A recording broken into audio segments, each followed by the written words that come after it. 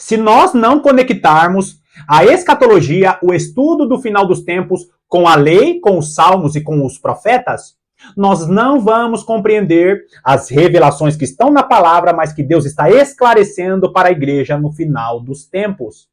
Você não pode se conformar com a escatologia que foi estabelecida, porque Deus ele tem uma revelação para clarear, para esclarecer diante dos olhos dos servos do Senhor do final dos tempos. Não existem revelações novas. O que existe é Deus abrindo os olhos de judeus e de gentios para que essas duas testemunhas compreendam que Deus está descortinando diante dos olhos de seus servos as revelações para os últimos dias.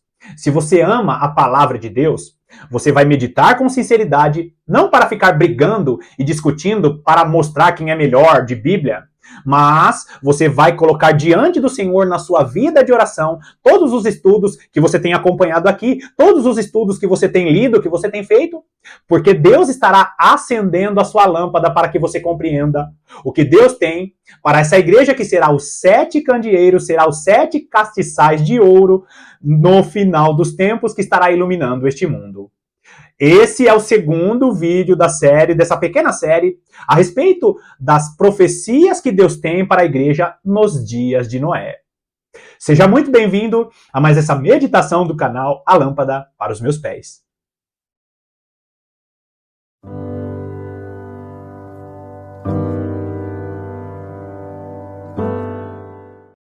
Quando nós meditamos no ensino das 7 festas do Senhor, nós vemos que através desse ensino, Deus tem os tempos determinados para trazer as revelações para a sua igreja. E como eu tenho falado aqui, queridos, não existem revelações novas. Os 66 livros foram fechados. O cânon bíblico do Senhor foi fechado. O que está acontecendo agora é que nós estamos entrando em um tempo determinado pelo Senhor, para que Deus esteja iluminando o entendimento, os olhos de seus servos, os servos que meditam na palavra, os servos que são sinceros na meditação, que não ficam brigando, esses servos que têm vida de oração, de meditação na palavra de Deus, para iluminar a mente desses servos, para que eles compreendam aquilo que Deus deixou nos livros do final dos tempos, na escatologia do Novo Testamento, fazendo as conexões com a lei, os salmos e os profetas. No vídeo anterior eu falei a respeito dessas conexões e o quão importante é fazer essas conexões. Se você parou nesse vídeo aqui e não assistiu o vídeo anterior, eu sugiro pause o vídeo, assista ao vídeo anterior para compreender melhor o que eu vou falar nesse vídeo aqui. Nós estamos meditando nas profecias do final dos tempos em relação às palavras de Jesus quando ele disse em Mateus capítulo 24, no versículo 37. Ali o nosso Senhor e Salvador Jesus Cristo, ele diz que a vinda do Filho do Homem, ou os últimos dias, seria como nos dias de Noé. Por isso eu te convido, vai lá comigo em Gênesis capítulo 6. No vídeo anterior nós lemos a partir do versículo 5 até o versículo 11. Hoje nós vamos ler dos versículos 12 até o versículo 14. Gênesis capítulo 6, dos versículos 11 até o versículo 14, que diz assim: Viu Deus a terra, e eis que estava corrompida, porque todo ser vivente havia corrompido o seu caminho na terra. No versículo anterior, nós lemos no vídeo anterior, que quando Deus ele olha para o planeta Terra, ele vê que a Terra está cheia de violência. E ali a palavra violência, no original hebraico, é a palavra chamás, que tem conexão com a palavra Cham ou Cã, que é um dos filhos de Noé. E esta palavra Cã-Cham também nos traz a conexão de que os filhos de Canaã se misturam com os filhos de Esaú, com o passar das gerações. E quando há essa mistura da descendência de Cã com a descendência de Esaú, surge um povo que cria uma grande religião, que é a grande religião que você já conhece. A Bíblia nos mostra que em um determinado momento, essa mistura dos filhos de Canaã, dos filhos de Cã com os filhos de Esaú, vai trazer essa terra cheia de violência. E quando esse texto fala que a terra estará cheia de violência, Essa palavra violência tem uma conexão com os filhos de Canaã, que se conectam com os filhos de Esaú. Você lembra? Em vídeos anteriores eu falei a respeito dos filhos de Esaú se casando com as filhas de Canaã, e há a mistura dos povos, e essa mistura dos povos vai trazer uma descendência que faz oposição ao povo de Deus. É essa descendência que vai estar ali dominando sobre as nações do mundo, e eu falei de detalhes no vídeo anterior. O anticristo ele vem de Pérgamo, o anticristo ele vem de Nínive, o anticristo ele vem dos povos e das regiões que estão ao redor de Israel, aonde essa grande religião domina e estará dominando todas as nações do mundo em um curto período de tempo, bem próximo da época de Jesus voltar. Agora, você precisa fazer as conexões corretas para você não ter um pensamento grego que usa argumentos filosóficos para justificar a escatologia, simbolizando tudo, dando argumentos filosóficos dizendo, a noiva não pode sujar as suas vestes, ou dando argumento que está relacionado com a teologia, a escatologia romana, que diz que o anticristo virá de Roma. Não faz sentido nenhum, porque a palavra de Deus, nem no Novo Testamento e muito menos no Antigo Testamento vão embasar isso. Por quê? Porque a Bíblia fala no Antigo e no Novo Testamento que o Império Romano cai para um novo império ressurgir. Só que esse novo império ressurge com o pensamento de Roma, mas ele não vem de Roma. Agora, o texto diz que Deus viu a maldade na terra, e nós vamos ver isso. A maldade se multiplicando na terra, a violência se multiplicando na terra, por aqueles que descendem de Canaã e de Esaú. O versículo 13 diz, então disse Deus a Noé, resolvi dar cabo de toda a carne, porque a terra está cheia de violência dos homens, e eis que os farei perecer juntamente com a terra.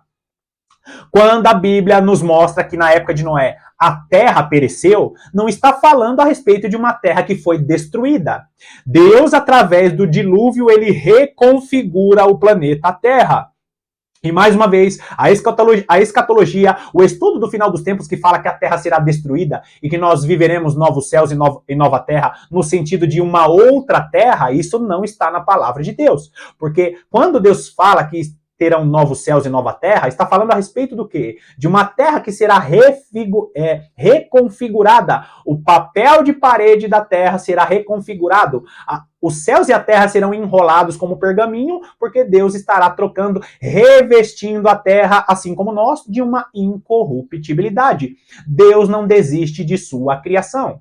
É por isso que ele não vai destruir a humanidade e ele não vai destruir o planeta Terra. Ele vai tirar da Terra aquilo que tem corrompido sua criação. Aqui, como na época de Noé, a terra será reconfigurada. Deus destrói todos aqueles que tinham maldade sobre os seus corações. Deus reconfigura a terra, porque a terra, a criação de Deus, toda a vegetação, os animais estavam sendo influenciados pela maldade do homem, como está acontecendo agora. Quando Jesus voltar, ele não vai destruir a terra. Assim como nos dias do dilúvio, ele estará reconfigurando o planeta Terra mais uma vez. Agora, queridos, ele diz que a terra está cheia de violência. E mais uma vez, a palavra aqui, violência, é a palavra chamás. Palavra chamás que tem em sua origem o nome de Cã. E o nome de Cã que tem conexão com essa palavra violência. Os filhos de Cã, os filhos de Canaã, se conectam com os filhos de Esaú. Com o casamento ali dos filhos de Cã com os filhos de Esaú. Ao longo da história, os filhos de Cã e os filhos de Esaú constituem uma grande religião. E assim como na época de Noé, nós vamos ver a terra cheia de Camás ou de Chamás, ou seja, a terra que estará cheia de violência será uma terra cheia dos filhos de Canaã e dos filhos de Esaú. Uma mistura que criou uma grande religião. E se você ver as conexões que eu falo a respeito do anticristo vindo de Pérgamo, de Nínive e daqueles países que estão ao redor de Israel, você sabe muito bem que o planeta Terra estará cheio de homens e de mulheres que acreditam nessa grande religião que descende da mistura de Cã com a mistura dos filhos de Esaú.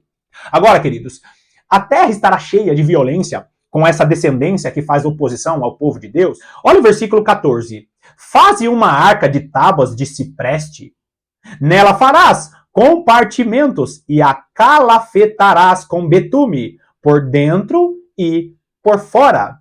Quando nós olhamos e fazemos essa comparação daquilo que aconteceu com Noé, as coisas que ocorreram na época de Noé, e fazemos essas conexões, nós vamos ver que boa parte da teologia ela não está correta. Por quê?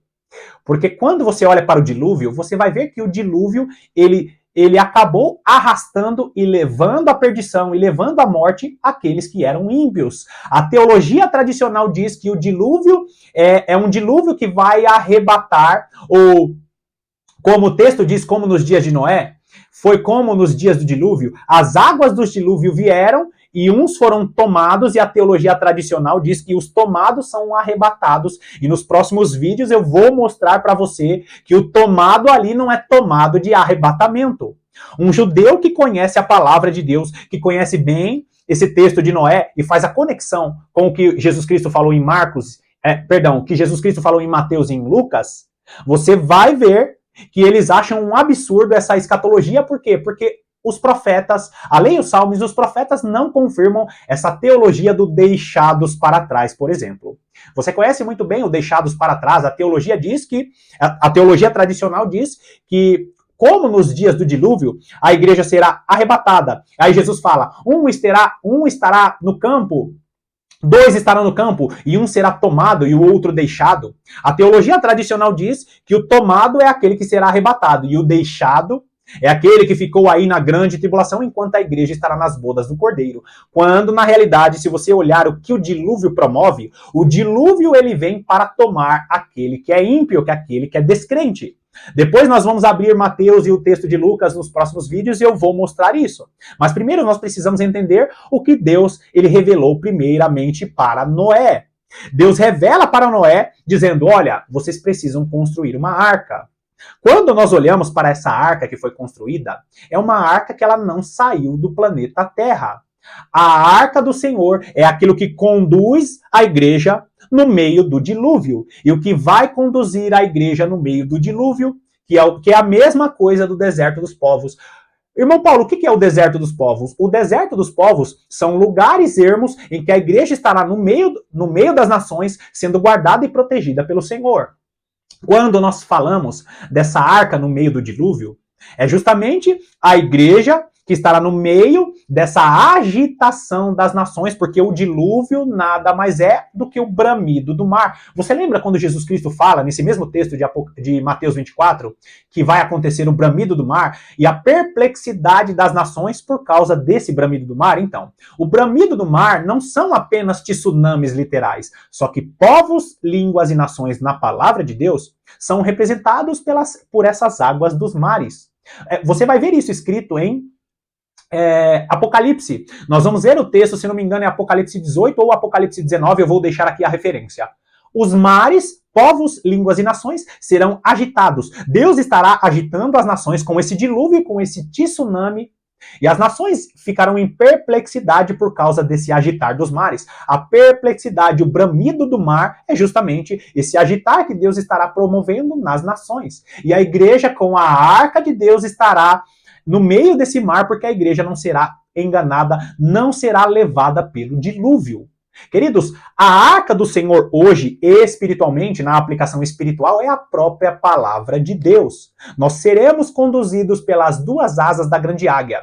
São as 2 testemunhas do Senhor que terão dentro de si as palavras do Senhor e nós seremos conduzidos pela palavra de Deus. A única chance de você não ser levado pelos rios do engano, que é aqueles rios que saem da boca da serpente. Lembra? Apocalipse, capítulo 12. Esses mesmos rios que são águas do dilúvio, são os rios que não vão estar arrebatando a igreja. São rios que vão estar deixando o ímpio. Aliás, que vão estar levando o ímpio. Aqueles que são levados no dilúvio, nos dias de Noé, é o dilúvio que vai levar os ímpios. Aquele que é deixado, aquele que fica no eirado, aquele que fica na terra, que fica no campo, não é o ímpio que ficou na grande tribulação, é a igreja. O que fica é o crente. O que fica é o cristão. O que é tomado não é o arrebatado. O que é tomado é o que foi tomado pelo dilúvio. E quando Deus fala para Noé fazer uma arca, ele está trazendo a revelação para a igreja que vai estar dentro da arca, que é a revelação da palavra de Deus. Só vai sobreviver ao dilúvio aqueles que tiverem vida de oração e vida de meditação, que estão firmados na palavra de Deus. Alguns rabinos que estudam a palavra arca no original hebraico vai dizer que esta palavra ela tem origem na palavra entendimento ou na palavra conhecimento. Para os estudiosos teólogos judeus, a palavra arca é uma palavra no original hebraico que tem conexão com a palavra conhecimento e com a palavra entendimento. Segundo eles acreditam que aqueles que estiverem com conhecimento e com entendimento da palavra de Deus são aqueles que vão estar dentro da arca. Eu não estou falando de conhecimento escatológico, eu preciso saber das profundidades da palavra de Deus para não ser levado pelo dilúvio? Não, mas você precisa estar conectado com a palavra de Deus, mesmo na sua simplicidade. Por quê, queridos? Porque aqueles que têm a palavra de Deus firmada em seus corações não serão tomados pelas águas do dilúvio.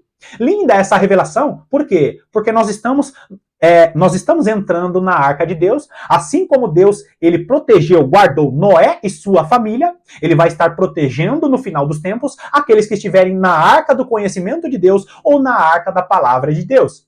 E esse entendimento dos rabinos faz todo sentido, por quê, queridos? Porque quando nós olhamos para Apocalipse capítulo 12, nós vemos que aqueles rios que saem da boca do grande dragão, da serpente, são rios de engano que vão estar conduzindo pessoas a servirem outros deuses, a colocarem a marca da besta. Os rios de engano não vão conduzir aqueles que estão dentro da arca do entendimento, do conhecimento da palavra do Senhor. Ainda que você conheça poucas coisas, poucos versículos, mas se esses versículos estiverem dentro do seu coração, se as palavras de Jesus estiverem dentro do seu coração, significa que você está na arca do Senhor e não será levado pelas águas do dilúvio, que são águas de engano. Agora, ainda nesse versículo 14, nós vamos ver o quê? Que essa arca, que é a palavra de Deus que vai estar em nossos corações, ela precisou, na época de Noé, ser betumada. E Deus, mais uma vez, estará conduzindo o seu povo a betumar essa arca, a betumar esta palavra. Agora, queridos, a palavra estará em nossos corações, e o betume aqui na época de Noé é um betume que era uma espécie de piche, que era encontrada ali nos mares. Uma espécie de piche que, segundo a ordem de Deus, Noé tinha que betumar, ou seja, colar as partes da arca para que não houvesse ali um vazamento na arca. E Deus hoje está nos conduzindo a betumar esta palavra em nossos corações. Por quê? Porque nós betumamos essa arca por dentro, que é o quê? O que é betumar? É fechar o nosso coração para ensinos que não procedem da palavra de Deus. Nós betumamos o nosso coração para que ensinos e enganos não entrem em nossos corações. Nós betumamos a arca por fora. E o que é betumar a arca por fora? Betumar a arca por fora é mostrar para aqueles que estão nos vendo que nós servimos a Deus. Muitos dizem assim, não importa o que as pessoas pensam, o que as pessoas acham de mim. Quando, na realidade, isso deve importar sim, porque nós somos cartas lidas todos os dias. E essa carta que somos nós, é aquilo que as pessoas estão vendo, nós precisamos dar bom testemunho. O bom testemunho é o agir do cristão para que as pessoas que estão de fora da arca vejam que essa arca está betumada por fora. A direção foi dada a Noé dizendo, olha, betuma por dentro, ou seja, guarda o teu coração com esta palavra que você recebeu. Betuma por fora. Esta palavra que está em seu coração precisa ser dado bom testemunho. Quando nós betumamos a arca por dentro, significa palavra de Deus dentro do coração. Quando nós betumamos a arca por fora, significa dar bom testemunho, se parecer realmente o cristão, porque o nosso testemunho vai alcançar muitos daqueles que ainda estão fora da arca. Agora, nós precisamos estar dentro dessa arca, porque Deus estará conduzindo a igreja dentro da arca para que as águas do dilúvio não tome a igreja, não tome os cristãos. E você que conhece o texto escatológico falado por Jesus já entendeu muito bem o que isso significa. Agora, queridos, Deus estará conduzindo a sua igreja por cima das águas do dilúvio, e essas águas do dilúvio não foi para levar a arca para outro lugar, para levar o povo de Deus para outro lugar. O que aconteceu ali? Noé passa por um período na arca e Noé, ele tem conexão com uma pomba. A pomba, ela é um símbolo do Espírito do Senhor. Então, enquanto você está dentro da sua arca, você precisa ter vida de oração, vida de meditação na palavra de Deus, porque Deus, através da pomba, através do Espírito do Senhor, estará se revelando a você dentro dessa arca. Linda esta palavra. Agora, queridos, existem muito mais revelações, muitas revelações que nós vamos falar aqui, mas eu vou finalizar essa segunda parte e eu espero que você esteja comigo para a continuação, para a continuidade dessa série maravilhosa.